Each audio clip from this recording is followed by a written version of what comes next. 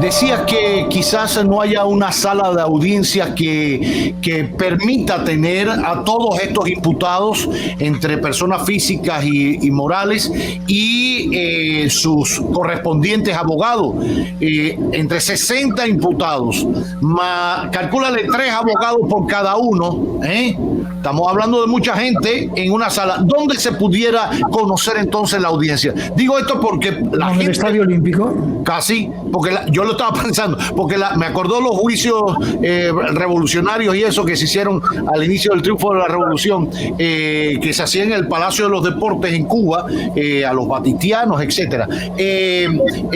Quiero preguntar esto porque eso va a llevar a un debate, me imagino, en la sala de la audiencia primero, y dónde lo hacemos, y para allá lo decide de manera autoritaria la fiscalía. La vamos a hacer aquí y punto. Mira, esto es una labor del Poder Judicial, y yo le voy a decir lo que yo haría si yo fuera presidente de la Suprema Corte de Justicia. Yo alquilaría una nave industrial, la acondicionaría, le diría a mi equipo: preparen los autos necesarios para que ese pueda ser el lugar donde se conozca el...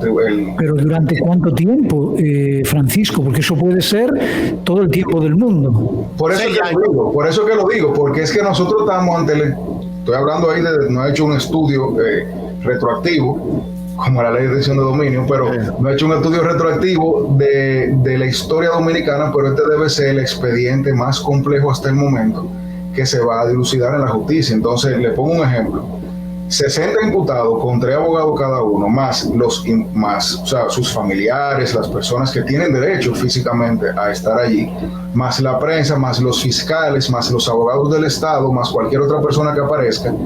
Te hace mínimo un cálculo de que tú necesitas tener una capacidad para 200, 250 personas, 300 personas. Sí. Pero no es físicamente para tú tenerla en un sitio, no es para tú tenerlas organizadas. Los imputados tienen que estar de un lado, los acusadores del otro, en un orden, un micro. Aire acondicionado, circuito cerrado de televisión, parqueo para esas gentes, baños. Entonces, baño, y a eso súmale un lugar que tenga todo el nivel de seguridad para los que todavía hoy guardan prisión como coerción. Tú no lo puedes meter en una aulita, siéntate ahí. No, acuérdate que aquí salen y lo llevan con casco y todo para arriba a esperar que van a... Eso le toca organizarlo a la Suprema Corte de Justicia. El Poder Judicial tiene la labor de ver qué es lo que va a hacer con esto. Hay salas muy grandes, está la sala Augusta, que es una sala muy grande donde se hacen, me parece, las juramentaciones de los abogados, que es una sala muy grande, muy bonita. Yo creo que es la sala más cómoda que tiene el Poder Judicial. Sin embargo, se queda corta y no tiene el espacio para tú montar un estrado de verdad. Cuando digo un estrado de verdad, tiene su estrado, pero me refiero a tú poder meter una barra con 50, 60 imputados de un lado y del otro lado las partes que hay. Entonces, por eso que yo creo, y lo digo de manera ingenua, que el Poder Judicial debería evaluar la posibilidad de alquilar una nave industrial, contratar un productor que le organice todo eso. No, y la verdad es que yo pienso que si no es así, nada más con la imposibilidad material de todo el mundo está ahí en ese momento, se van a producir incidentes. Por ejemplo, si yo soy imputado y dicen, estoy diciendo una tontería, vamos de 10 en 10, ya hay una violación al derecho de defensa mío, porque yo tengo derecho a percibir incluso la defensa del otro para ver cómo me... Entonces, es un tema muy complejo que hay que ver cómo se va a sortear. Sí, habría que ver incluso hasta salas de cine que hoy están un poquito en desuso o algo, y ahí pudiera hacerse, o un teatro. Ahora, eso implica que es cerrado a cal y canto mientras dure el juicio, y aquí hay casos, bueno, ¿cuánto lleva Odebrecht sesionando de audiencia y lo reenvían y de la para allá? Entonces tú no puedes armar en tinglao hoy para hacer la audiencia y termina y dice, no, nos vemos la semana que viene, porque es de semana de una semana. Entonces vuelve a quitar las mesas para ver entonces una película de Superman. No, espérate, tiene que ser un lugar que esté para eso. Para eso, sí. Full time. Que se puedan hacer audiencias seguidas. Exacto, que no haya que esperar a una semana y eso, y que estén disponibles los jueces. Sí. Que esos jueces estén dedicados a eso full time, porque si no, esto nos da las calendas griegas. Un detalle, Francisco. Con oficinas para los jueces. No con para ese tipo de todo, cosas, o sea, no para todo, y un comedor para comer, esto, la comida, es una dinámica. Ahora, Francisco, en un inicio, cuando se presentó el expediente para conocer la coerción, digo expediente porque no se trata de un expediente, los argumentos para solicitar que un juez detuviera a X cantidad de personas y se le conociera coerción porque existía un indicio de malversación, de robo, de todo lo que sabemos. En esa primera camada se encontraba un señor de apellido Cano, que era el jefe de gabinete de el ex procurador Jean Alain Rodríguez. Llama la atención, según lo que ha trascendido hasta ahora, de esta portada, si son estos nombres o no son, etcétera, que no figura ahora Cano, que por cierto, cuando se enteró que estaba metido en el ambiente, puso pie en polvorosa, se fue a España, allá está detenido a la espera de ser extraditado a la República Dominicana. Se ha dicho de manera extraoficial que Cano ha colaborado mucho con este expediente, que de hecho, yo lo decía hoy en unos tweets que publiqué, fue quien le puso la guinda, dirían al pavo, al expediente para darle peso y contentura al expediente. Sí, pero se puso la guinda, pero se llevó el pavo. Todo se quedó fuera.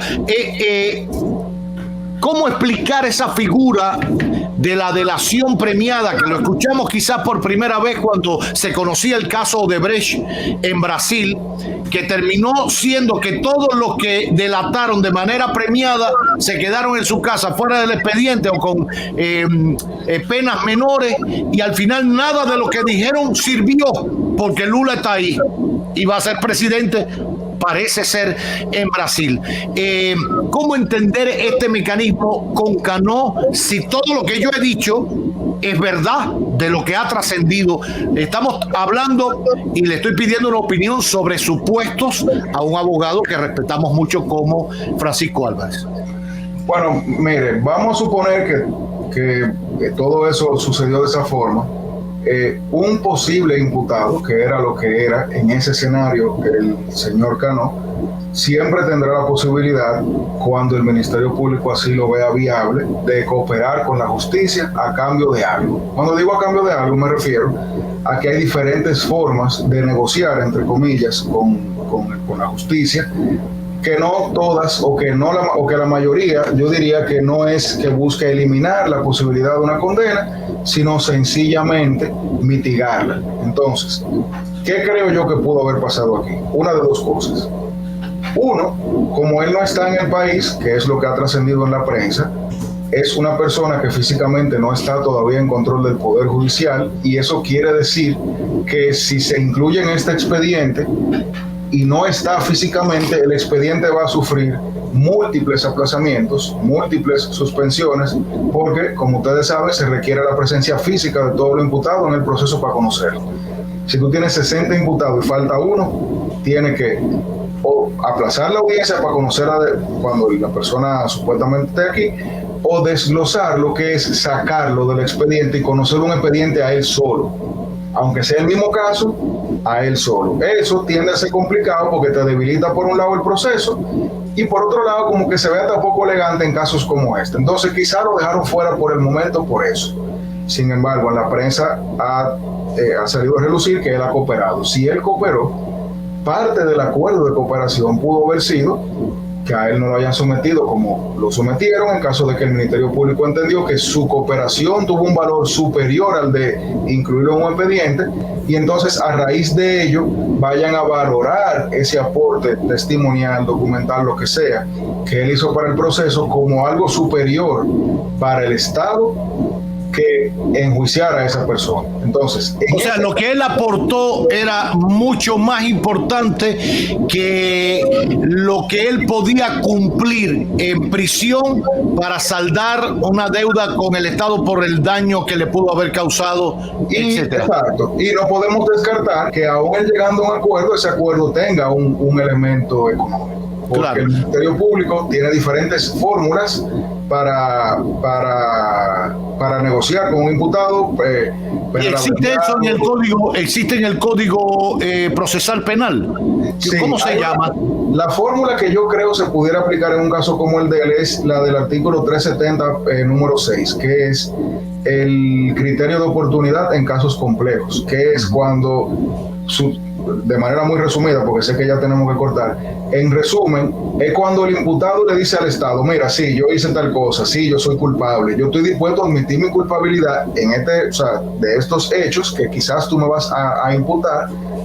Te voy, por ejemplo, si tú estás diciendo que yo me robé 100 pesos, te voy a devolver 70, 80, 100 pesos, 120 pesos. Y a cambio de que tú a mí me des, por ejemplo, una condena suspendida, o que tú sencillamente no persigas una condena en mi contra, una condena penal, solamente una condena civil. Entonces, eso obviamente es mucho más complejo de lo que yo acabo de resumir y tiene muchísimas aristas que hay que estudiar y evaluar. Sin embargo, esa pudiera ser una fórmula procesal, el criterio de oportunidad del 370.6, que es el de casos complejos. Este es un caso complejo, él tiene aparentemente mucha información con la que pudiera aportar al proceso, por lo que no sería una locura que esa sea la fórmula que hayan utilizado. Ya. Bueno, pues quedan varias preguntas más. Siempre se ha ido opinando en torno a los opuestos de lo que ha trascendido. Esperemos que antes de que concluya esta semana pueda conocerse el expediente físico y completo de este caso Medusa, que ha abierto una caja de Pandora en nuestro país. Quedan muchas interrogantes en torno a esto. Volveremos a invitar a Francisco Álvarez para otro momento. Nos vamos a una pausa. Al regreso, AFP Reservas te orienta, nuestro habitual segmento de cada martes en este magazine que no tiene nombre.